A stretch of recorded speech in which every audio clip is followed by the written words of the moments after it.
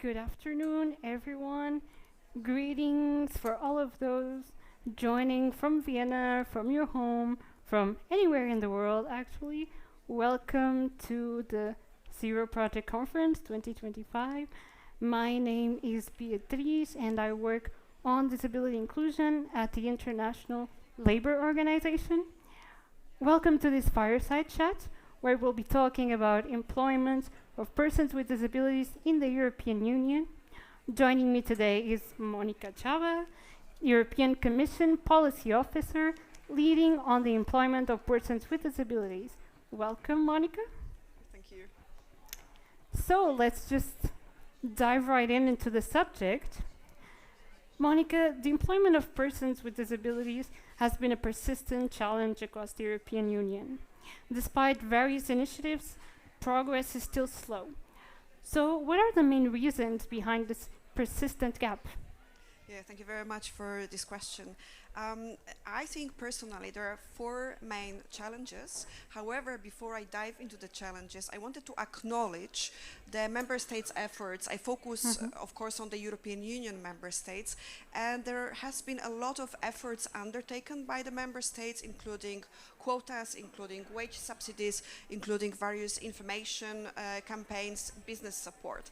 Nevertheless, in spite of all this, in my view, this is my personal view, there are four persistent challenges, and only one of them is linked to employment. And the first one is linked with the life in general. Disadvantage starts early in life, and children with disabilities very often do not have the same opportunities as those without disabilities, and they often in segregated settings, persons with disabilities are institutionalized, they leave education early, so they do not have the same starting position as those without disabilities. This is number one. Number two, which is linked to number one, is low self-esteem. Then persons with disabilities who are not starting on the same level do not believe in their abilities. And often you hear about good practices on employment, which concerns coffee shop, hospitality, etc. We don't see so many persons with disabilities having higher positions, and that's because of the self-esteem. And that also links to the social protection systems, which in some cases are very rigid. So it's difficult to get in, get out of the disability benefits, and somebody with low self-esteem will not take the risk to go on the labor market out of fear. And then finally, what concerns employers, there is little awareness about potential of persons with disabilities. On one hand, their potential. On the other hand, little awareness about how reasonable accommodation could be put in practice, what is the cost. There are a lot of misconceptions. And that's why in our actions, we focus on all those four challenges. That's very interesting. Thank you, Monika. That's definitely a very comprehensive approach that realizes that to access employment, you need to access education, you need to access infrastructure, you need to have access to independent life. Right. That's very important.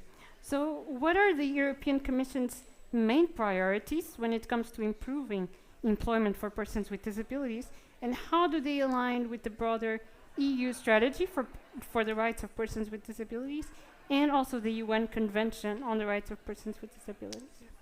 So, of course, the United Nations Convention is our main policy framework on which we based our strategy for the rights of persons with disabilities.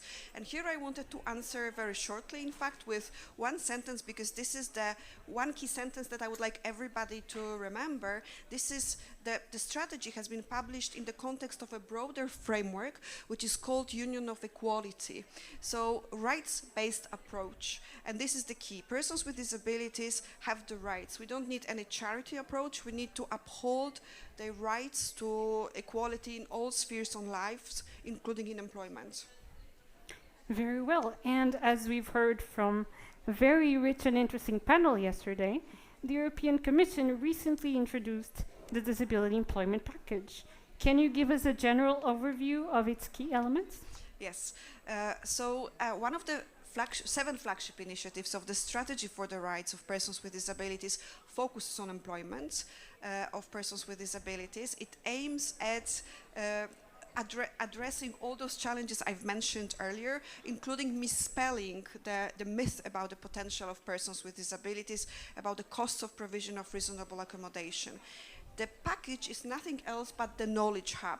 What we've done, and we've worked together with the key stakeholders across Europe, be it national governments, be it public authorities, be it European experts, national experts, civil society organizations. We work together to collect the guidance that exists already and to collect the good practices. We have reviewed model practices and the guidance that exist in the whole cycle of employment, starting in recruitment, through retention of persons with disabilities in employment, through returning to work, through employment in alternative settings, and we looked at how this could be done in an inclusive and accessible ways, and we try to explain what are the roles, responsibilities, at what stages, what needs to be done, and moreover, where the support can be found on a national level.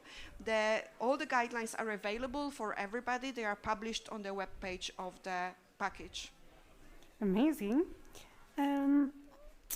ILO's research shows that inclusive workplaces benefit not only employees, but also businesses and economies. And this is something that the European Commission believes and upholds as well. So why do you think that misconceptions about the cost or the feasibility of hiring persons with disabilities still persist among employers? And how does the package support businesses in overcoming these obstacles? Yeah, so it's very much linked with the first question that I answered already on the lack of awareness about the potential, about the costs. We looked into it, and one of the guidelines under the package is dedicated to reasonable accommodation. These guidelines is in fact translated in all the EU languages, and in these guidelines we try to misspell these misconceptions. And in fact, we quote after the European Disability Forum the cost of reasonable accommodation, which in fact in 60% of cases is free. So there is no cost. This is the US study. And the average cost is about 500 euros. So the cost is not high, and we talk about it. Also, employers sometimes think that they have implemented reasonable accommodation, where in fact it's not reasonable accommodation. So we try to explain what is not reasonable accommodation, and in fact that it goes beyond the work setting. It starts in recruitment, and it should continue throughout the whole employment process, including the opportunity for career progressions for persons with disabilities. So the whole guidance is there, explaining who, what, and when should do what, and that the cost is not high, and moreover, it provides national resources that would be very helpful. Thank you. When it comes to reasonable accommodation, I mean, that's one of the greatest barriers we hear from employers. And in addition to not being that expensive, it also needs to be looked at as an investment in your employees, and a cost just as any other cost that companies have on their staff.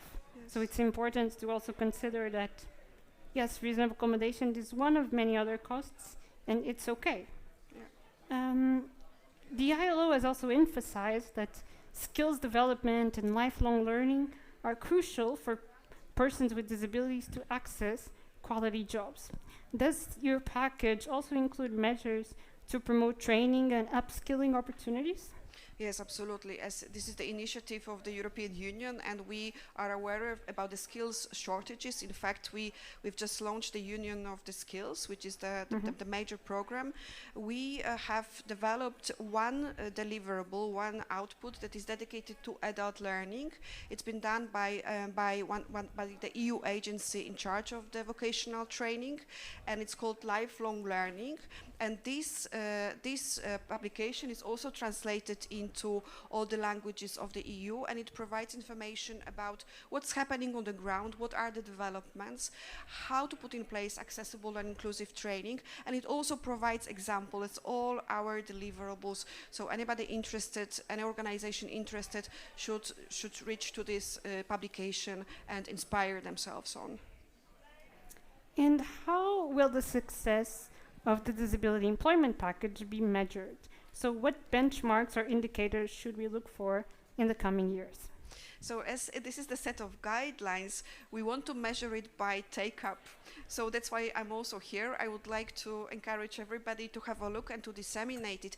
This is a very practical set of guidelines. So we would like to reach to employers associations, public authorities with these guidelines. But on the EU level, we have one specific indicator, which is called the disability employment gap. It measures the gap in employment between persons with and without disabilities, and we look at this indicator in the context of the European semester, where we assess the member states, and we provide recommendations. So we make assessment, we provide recommendations. So I am hoping, personally, is the disability employment gap will be closing, and at a certain point it will close.